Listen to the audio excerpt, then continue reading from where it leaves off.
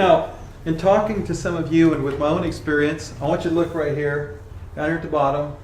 Today, we're dealing with week 9. Tomorrow's reading starts week 10. I got myself off track. I thought I was ahead. Turned out I wasn't ahead. Then I had to catch back up again. And I think some of us are kind of heading behind. So we'll try to do this every week. That way, man, if you haven't read all the stuff in between, man, start tomorrow right here, week 10. If you got the paper book or the paper checklist or your electronic version, good. I didn't say you were off. Were you feeling guilty? No. Okay. Well, I was behind. Okay. I caught it. But anyway, we'll do this so that we can all kind of stay on the same page, all right? Now, in listening to various ones talk about the reading plan, I've perceived that some of us are sort of bogging down in the Torah. Yeah. Does everybody know what the Torah is? The Torah is the first 5 books of the Bible, sometimes called the books of Moses. And I see some of you you're sort of glancing at me out of the corner of your eye even right now, but okay, did you get through number 7?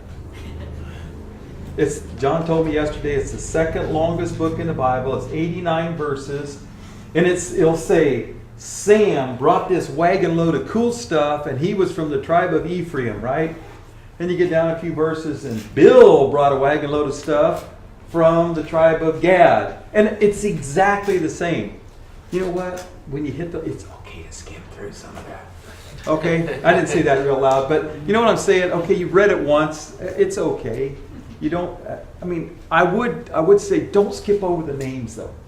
Because the more you read this stuff, the names begin to become familiar to you and you realize the families and what's going on. But I get that, okay? So it's all right. Very repetitive. Yes, it can be. So, did you make it through to the end of Numbers? No? Yes? Let me encourage you, don't give up on your reading. You can do it. Even the repetitive parts, we can do it, okay? Some of you may be getting mired down in the constant killing. Has that become a little bit, yeah. Thousands upon thousands. Well, yeah, and the sacrifices too. By the way, Janine and I did a calculation. What did we come up with? If you only count the morning and evening sacrifice, what was it, 1.3 million lambs from the time of Moses till the time of Christ? So if you want to read these books just from the standpoint of, animal rights and what Jesus did to protect animals, there's a whole bunch of different ways we can read this stuff, okay? But the killing goes on and on. There's thousands upon thousands who die in rebellion or complaining or from gluttony or strife or, just plain old murmuring and backbiting. But I would encourage you to just stick it out. Keep going through this because there's gold nuggets in all the gravel. Okay? And I'm not saying that God's law is gravel, but that's sort of how it feels when we're reading it, right? And so I want to encourage us to just keep looking for the nuggets that transcend time and place and culture and even transcend the terrible circumstances, the history that we're reading. And whether it's the repetitive rules or the brutality of the content, we just really need to be watching for and grabbing hold of and meditating on things like this. That's Cornflake and Vivian, if you wanted to know. I don't know why his name's Cornflake. I guess he named himself. Did you read about these guys? Number 6? You didn't read about... They're going to have to let their hair grow out. No razor. Oh, yeah. No wine, no vinegar. No grapes, no raisins, right? But I want us to notice something. Right at the end of that chapter, we go from no vinegar and no raisins to this. Ben, that thing is all skinny. If you get a chance, could you try to play with it? It's a little bit hard to read. Here, I'll read what it says. Numbers chapter 6, verse 22. And Jehovah spoke to Moses, saying, Speak to Aaron and to his sons, saying, In this way you shall bless the sons of Israel, saying to them. Okay? We're in the middle. They've already rebelled a few times. They've already whined and cried a bunch of times. Bad stuff's been going on. They've had to be corrected. And yet, in the middle of all this, God says to Moses and to Aaron, say this to the children of Israel. Jehovah bless you and keep you. Jehovah cause his face to shine on you and be gracious to you. Jehovah lift up his face to you and give you peace. So they shall put my name on the sons of Israel, and I myself will bless them. What a treasure. We are not all that interested in the rules about Nazarites, are we?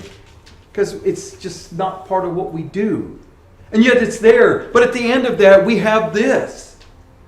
This outstanding evidence that the God who disciplined wrongdoing did not hate the people he was punishing. Do we understand that? Man, we have trouble with that. We say punish hate. You know, I do something to you because I hate you. No. What does God tell Moses and Aaron? You bless them. You put my name on them. And I myself will bless them.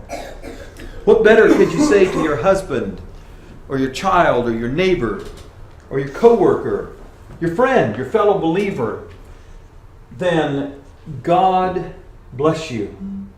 God bless you. And really mean it. Not just say, you know, go ahead. Not that. That's sort of a response that we have to hearing a sneeze, right? But I mean, say it and really mean it. Or, God make his face shine on you and be gracious to you. Wow.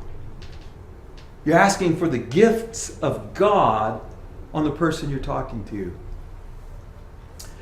Wouldn't you feel better about you and God and our place in his presence if you heard this blessing this morning as we leave? Wouldn't that be great?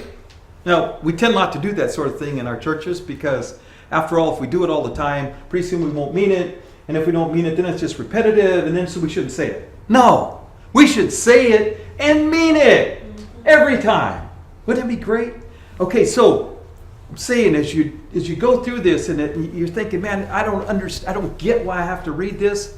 Man, look for the nuggets. Look for the gems because they're there. I saw another nugget or two as we went through these chapters in the book of Numbers. Did you spot the little song we sometimes sing? It's actually a combination of Numbers 21:17 and John 7:37 and 38. But the title comes from our reading this morning. Barry's going to play a guitar with us. Do you know this song, Barry? Yeah. It's kind of an old timer. Mm-hmm. I asked you last week if you were at my house on Sunday night if you knew about Keith Green. Well, this is from the Keith Green era. It's not his song, but it's back from that era.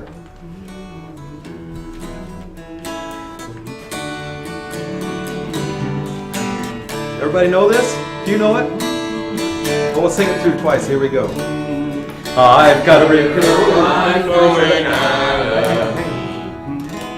I've got a river of life flowing out of me. Makes the lame to walk and the blind to see. Opens prison doors, sets those captives free. I've got a river of life flowing out of me. Spring up, oh well. Within my soul, spring up, oh well, and make me whole. Spring up, oh well, and bring to me that life abundantly. We need to sing it one more time for those who jump up and down.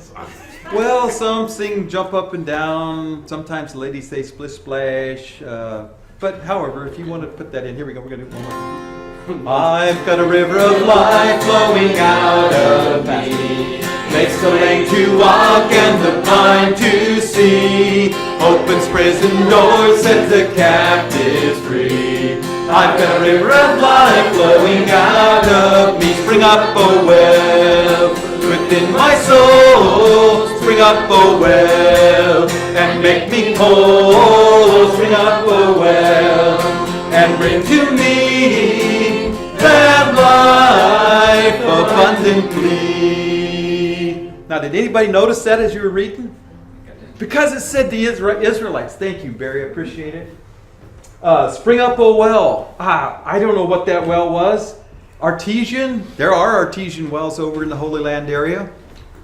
But whatever it was, it had to be more than a cistern. That was considered dead water. It just ran in there with all the, stuff that was on the streets, and they collected it up. But it was some kind of living water. And if you read the passage there, it says that it was dug by famous men in the past. The princes, the rulers. It said dug it with their staffs and their staves. And it was so well known, it was just called the beer. No, not Budweiser. Beer in Hebrew means well. It was the well. It was famous. It was well known. And Moses takes them to that, and they get there, and they sing a song. Spring up, O well. Spring up, O well. By the way, you just can't help but feeling cheerful after you sing that song, huh? Isn't that a great little song? But Israel had a song. They had a national song about a well out there in the desert. A song that, it's made it all the way down to us today in the form of what we just sang here. Or how about another story that's tucked among all the tragedies and the bad stuff that's going on? How about the crazy story about Balaam and his donkey? Because I don't know how many times I've read it. It just still makes me laugh. After all these years, you just have to kind of chuckle. Here's a man who's disobeying God, hanging out with the enemies of God's people, and somehow he finds it normal to carry on a conversation with a donkey that he's beating with a stick. Whack, whack. And the donkey's going, why are you hitting me? Well, it's because you didn't do what I asked you. That we just look at it and go, that's just crazy. And of course, what makes it even more humorous for us is that the author has let us in on the picture that here's the angel of Jehovah with the sword, and the donkey crunches his leg against the wall, and he does all these different things. And we can see that. We see what's going on, though Balaam doesn't see it.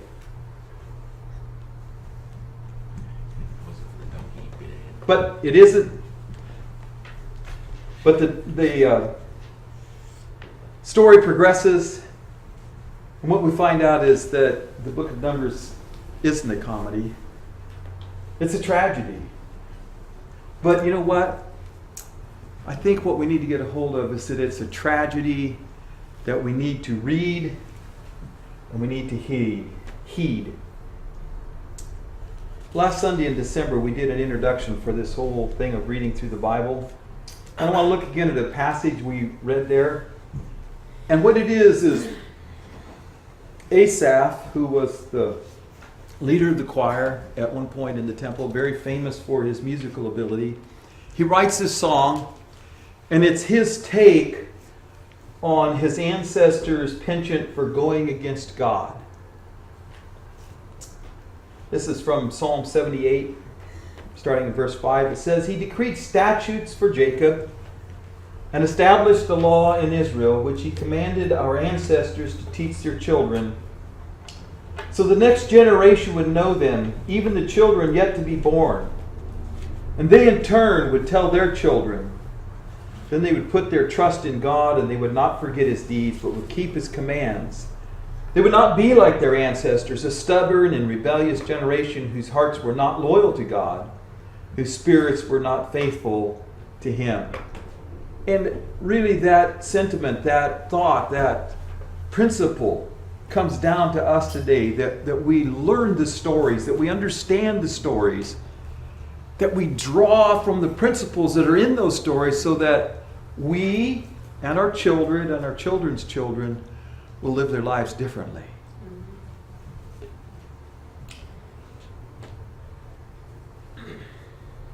We, like God's people through all of time, need to learn the lessons of the Torah. Not the law, but the lessons. And with Numbers, of course, the book starts with taking a census and it ends with the census. That hence the name Numbers, right? That's how it got its name. A census is taken, and after thousands upon thousands have died, at the end of the book, they take another census. And through all of this, Moses and Joshua and Caleb have continued to faithfully serve God. And if you think this stuff is hard to read, especially in large doses, Think what it must have been to live through it. Think what it must have been to live through that. Think of Moses and Aaron consistently, seems like on a regular basis, putting their bodies between the presence of God and the tabernacle and the people who have gathered together over here to complain to God or complain about God. More than once it said fire came forth from Jehovah. It wasn't coming out of heaven. God's presence was there in the tabernacle.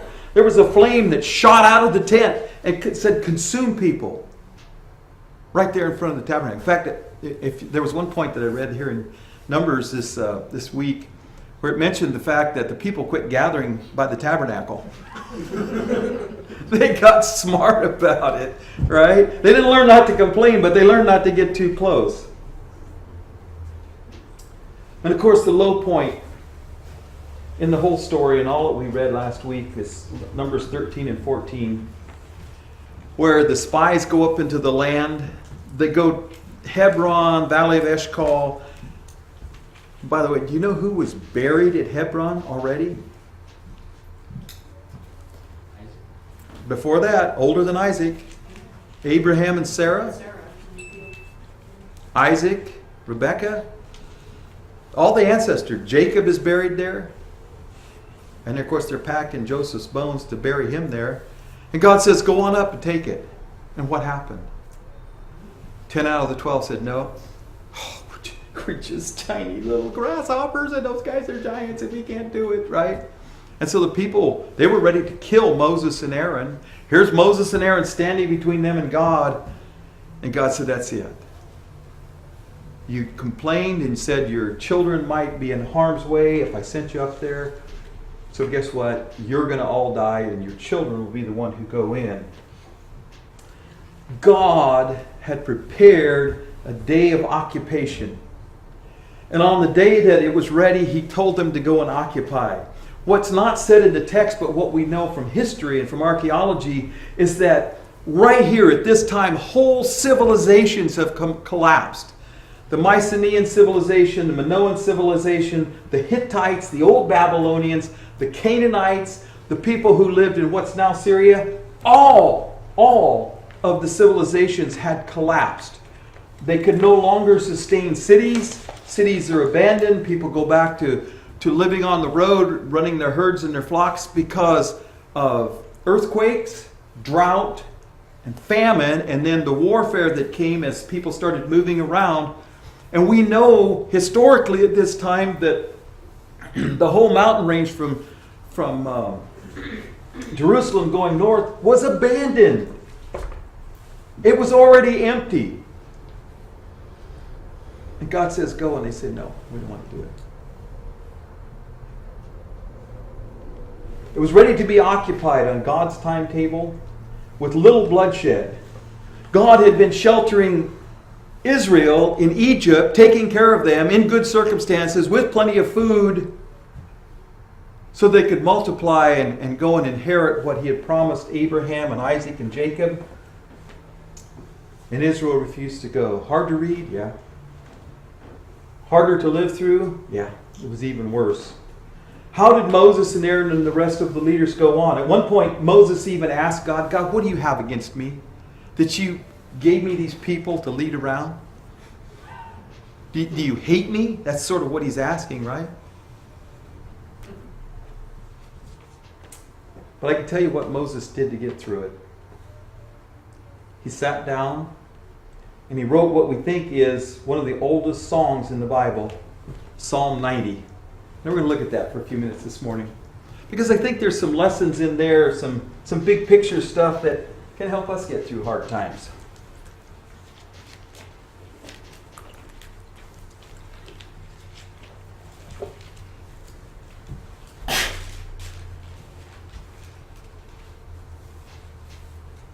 All right, is everybody there? Mm-hmm. I'm reading from the literal version, so it may not match quite with yours. But here we go. Psalm 90, a prayer of Moses, the man of God. O Lord, you have been our dwelling place in all generations. Before the mountains were born, or ever you had formed the earth and the world, even from everlasting to everlasting, you are God. You turn man to dust and say, return, O sons of men, for 1,000 years in your eyes are as a day, yesterday, when it passes, and as a watch in the night. You flooded them away. They are as asleep. In the morning they are like grass growing. In the morning it sprouts up and shoots up. In the evening is cut off and dries up. For we are consumed by your anger, and we are troubled by your wrath. You have set our iniquities before you, our secret sins in the light of your face. For all our days pass away in your wrath. We finish our years like a murmur. The days of our years are 70, and if any by strength live 80 years, yet their pride is labor and sorrow, for it soon passes, and we fly away. Who knows the power of your anger? And as your fear is, so is your fury. So, teach us to number our days, so that we may bring a heart of wisdom. Return, O Jehovah, until when? And give pity to your servants. O satisfy us in the morning with your mercy, and we will be glad and rejoice all our days. Make us glad according to the days of affliction, the years in which we have seen evil. Let your work be seen in your servants, and your majesty to their sons, and let the delight of the Lord our God be upon us, and establish the works of our hand upon us. Yea, the work of our hands, establish it. So, here's Moses' answer to tragedy and the sorrow of leading people who didn't want to be led by God. He sat down and, they spent a lot of time camping out there waiting for 40 years. He had time to think on this one. But he sat down and he wrote a song. And what a song it was to survive from distant antiquity down to us today. But for Moses, it was a song about the burdens of leading.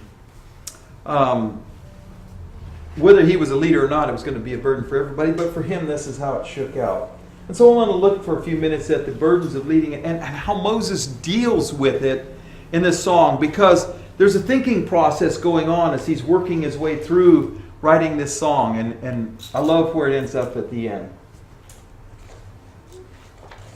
The first thing that Moses does is he acknowledges God for who and what he is. Moses' frustration with the people rose to the surface more than once as they're wandering around in the wilderness. And, it started just days out of Egypt. They hadn't even gotten to the mountain yet, and people are already complaining about stuff. And we find at one point that not only does it cost the people because of their continual complaining about what was happening, but it cost Moses and it cost Aaron. Because the people come to Moses and they say, we don't have any water. Well, if you're in the desert, that's pretty critical. You need a lot of water. And yet it's the way they go about it and the fact that they think that Moses and God don't know that they need water. And so God tells Moses to take the staff, his staff, that he had used in Egypt with the plagues, to take it out of the tabernacle and to go out. There's a big rock there. He said, speak to the rock.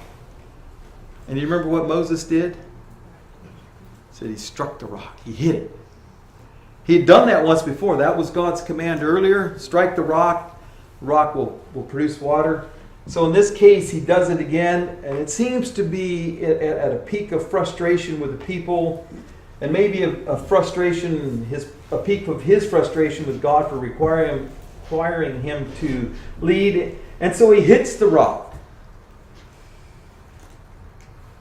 And the water comes out. God blesses the people. But God also required something of him and Aaron. He tells them both, you're not going to get to go in. You're not going to get to go into the promised land because you disobeyed me here. But Moses' response to all of that, once he has a chance to reflect on it, is to start by acknowledging God for who he is. He says here, O Lord, you have been our dwelling place in all generations. Before the mountains were born, or even you had formed the earth and the world, even from everlasting to everlasting, you are God. Do we ever have trouble with this? With acknowledging that? I think most of the time we're okay. There's times, though, when we kind of look at God and go, you're not being fair with me, right? There's a lesson here, I think, for us. People are going to get us down. There's going to be times when our own relationship with God gets us down. When we look at ourselves and say, I'm a scumbag. That was really wrong, what I just did. And so our lack of relationship, maybe I should say, with God will get us down. Well, what's the answer? I think the answer is the same for us as it was with Moses, as he's coming to grips with the fact that he's going to be punished too. He says, from everlasting to everlasting, you are God. We need to acknowledge the God above all gods, without reservation, without any kind of caveat or whatever that we want to stick in there, sort of the conditional things that we like.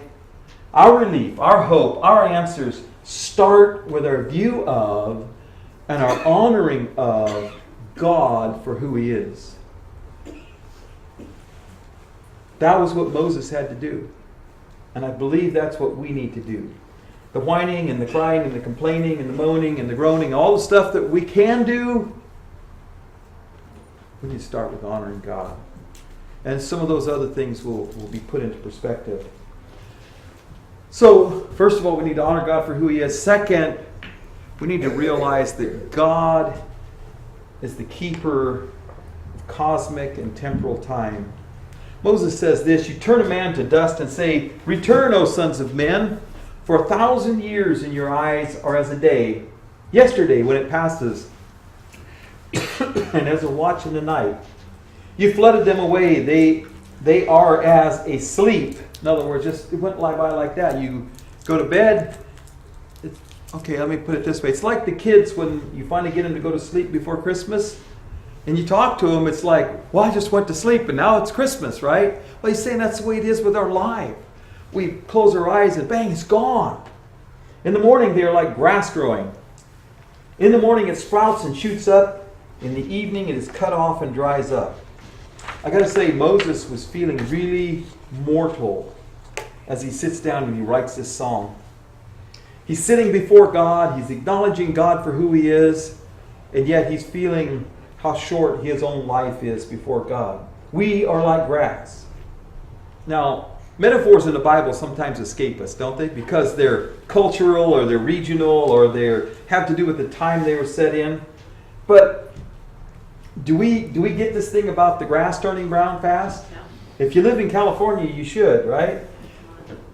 Here's what the hills look like right now. You know, they're blue and yellow and purple and orange, right? It's not coming out real good, but you can see that's all loop and all. I was driving when I just hung the camera out the window. I was click, click, click, click, click, because it was pretty. It was beautiful. Mm-hmm. But I guarantee you, if you go up Creel Hollow Road next month, that stuff's all going to be brown, mm-hmm. Right? Yep. It's going to be brown. So do we get this metaphor that we are like grass? Moses' acknowledgement to God is that we, in God's eyes, are like the flowers of the hills. We just don't last long in the grand scheme of things. And we don't like that. We want to think that, we're not going to get old and die, but we are. And so Moses says so to God. You're God, I'm not. I trust you because everything you've done from everlasting to everlasting, you're God. And I'm just here just a little while. I love holding antiquities in my hands. I should have brought one with me this morning. I didn't. But, if you're holding an old jar handle that's 3,500 years old, if you get nothing else out of that, you should get a feel for how short our life is. How many generations ago did somebody put their heart and soul into making that jar, And I've you're digging in stuff, and it's hit me before. I'm sitting there digging through an ash layer like we did this year. It's 3 feet deep, ashes and mud bricks. It was a giant earthquake, and a 2-story or 3-story building collapsed down into a heap. Life's short. Life's short, as people found out in that time. God is the God of time. His time and our time. And we need to recognize that if we're going to truly get a handle on how we deal with our world. Okay, number 2 this morning. Moses tells God his heart, honestly. So Moses starts with acknowledging God for who he is, but then he takes this opportunity in the middle of this song to tell God about what's going on inside of him. Look what it says. For we are consumed by your anger. We are troubled by your wrath. You have set our iniquities before you, our secret sins in the light of your face. For all our days pass away in your wrath. We finish our years like a murmur. The days of our years are 70, and if any by strength live 80 years, yet their pride is labor and sorrow, for it soon passes and we fly away. Who knows the power of your anger? And as your fear is, so is your fury. Moses might have had a hard time telling God what was troubling his heart. He did it a couple times. I mentioned earlier about the time he tells God, man, what do you hate me or what? Why did you saddle me with these people? But here we have Moses in a more thoughtful way, in sort of an expanded way, in a poetic way, tells God what's bothering him about what he's witnessing and what he's experiencing. Sometimes Moses could come across kind of whiny. Remember at the burning bush, I can't talk. My brother's better than I am. I can't do that. Remember? And finally God got mad at him and said, you're just going to go do it, okay? But this is a whole different character that we see here. I see Moses was really disturbed at a very deep part of his soul. He was witnessing death on just a tremendous scale. And it bothered him. And so he writes it down in this song before God. I remember a time right here at Mid-Valley when we went through a series of personal disasters. It was a time that tore at the very fabric of our fellowship. It really did. Al was sick and Helen was dying and my 16-year-old daughter was pregnant and our car got wrecked and both of Janine's grandmas died and Robert got pneumonia and Tom was killed, and Carol's cancer relapsed, and Doris needed a heart, and it never showed up on time. And I got to tell you, after a while, after dealing with that for a while, I was overwhelmed. I really was. I remember one day I was out in the garage. I was working on something, and the phone rang. This is back when we had a landline still. The phone rang, and she answered it, and she came out to tell me the latest disaster. And I said, I can't hear it right now. I just cannot hear another disaster. So, I mean, on a little scale, I hear Moses. I hear what he's saying. I hear what he's going through. It wasn't that I thought God was angry with Mid-Valley, quite the opposite. But right then, I was Moses. And I was overwhelmed.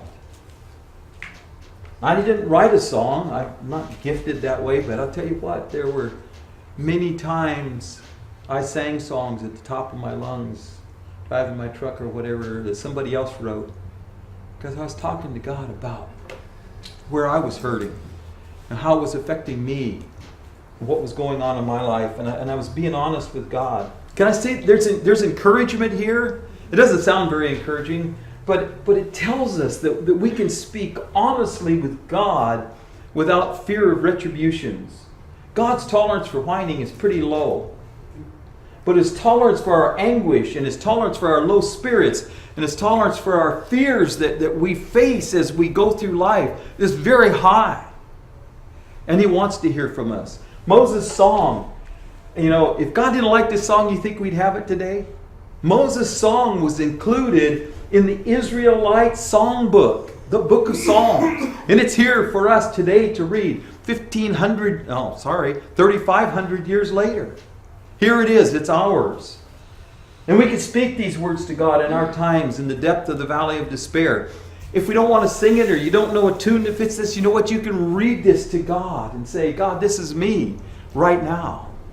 What a blessing that we can have when things are low and not going well. This psalm can be our psalm when we need it the most.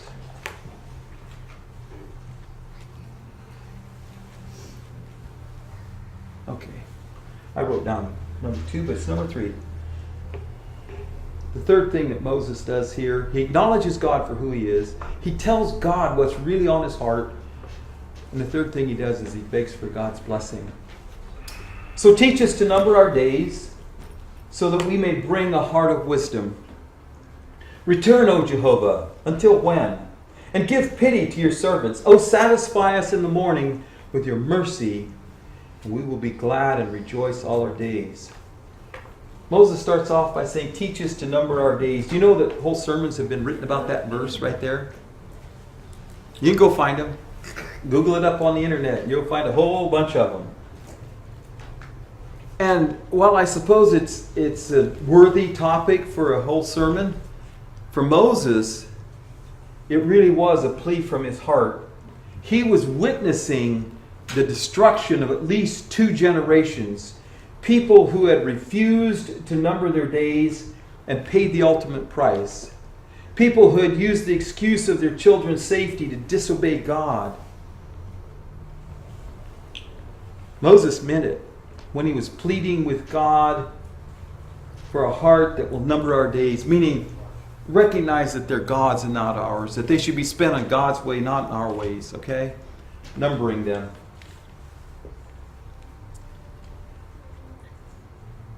Can we not plead with God for a heart that will number our days? A heart that realizes that our time and God's time are not and never will be the same. God's time's different than ours. We think we've got X number of years. Do we? We don't know. We don't know. Because God's time is different than ours. And so we have to learn to number by God's numbering system and not our own numbering system. And of course, the numbering means using wisely whatever time we've been allotted. And no matter what that website says, nobody knows when your days are done. Do you desire God's mercy? I do. Many times we only want mercy when we've really messed up, but Moses is asking for the mercy of God over all their lives, over everything that was going on. We should be desiring the mercy of God all the time. I titled this message Leadership Burdens, but the reality is that all of Moses' burdens can be our burdens and will be our burdens at some point in time, as we encounter things in our lives that just seem overwhelming or just don't seem to fit. Needing the mercy of God in general or mercy for a specific event in our lives is something that every human being needs. Don't we need mercy? Yes. Yeah, we do.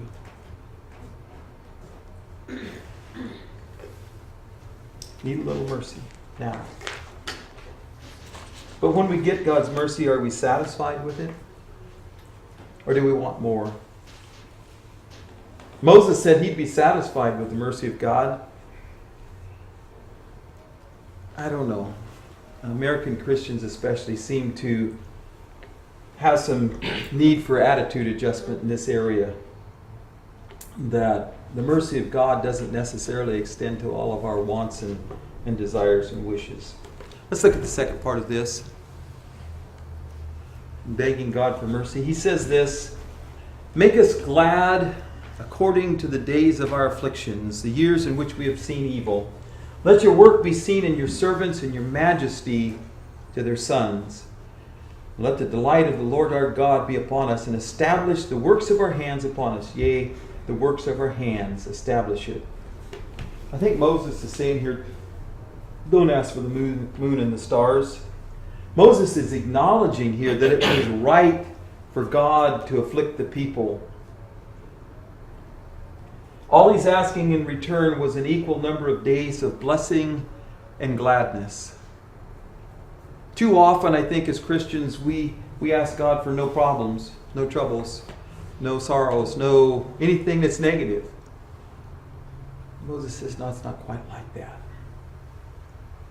There's a principle here that we should not be trying to manipulate God into giving us nothing but good when we've been demonstrably bad. We can't go to God and say, I've been a real scumbag, and then follow it up with, I want a new car, a new boat, and I want to retire tomorrow. Moses is saying to us, it's okay to ask for God's blessings. We should ask for God's blessings. But only after we acknowledge our own faults and shortcomings, and only to the degree that it's going to be used for God and for His purposes and not just our own. Then the conclusion of asking God's blessing is this: to ask that His works be seen in us. Do you want people to notice you? Most of us are kind of built that way. If somebody comes up front and they say, you know, I want to tell you something good that happened, I want to really acknowledge, and before the words come out of their mouth, you don't know who it's going to be. Aren't you hoping it's you?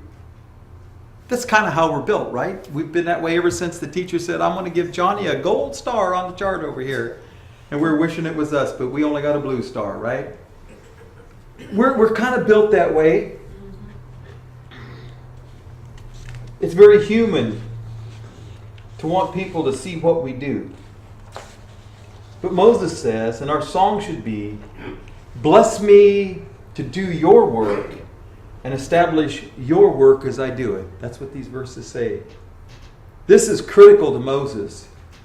His work was dying all around him. His work was to lead the children of Israel out of Egypt and into the promised land. And his work is dying. How many funerals did they have every day for the number of people that had to die before they went in the promised land?